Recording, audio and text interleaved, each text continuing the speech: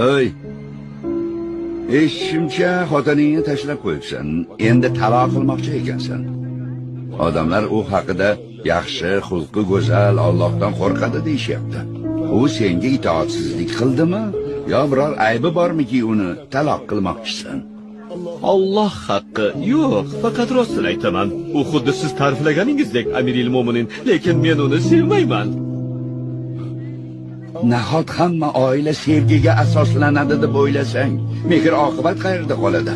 Unga uylanayotganingda birov seni majbur qilgan edimi? Quloq sol.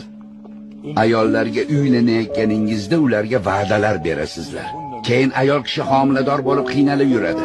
Keyin farzand ko'rib bolaga qaraydi, yediradi, ichiradi, kasal bo'lsa g'amxo'rlik qiladi. Buning uchun sog'lig'ini, yoshligini sarflaydi. Keyin ayolni yoshi katta bo'lgach, eri undan yuz o'girishi adolatdanmi?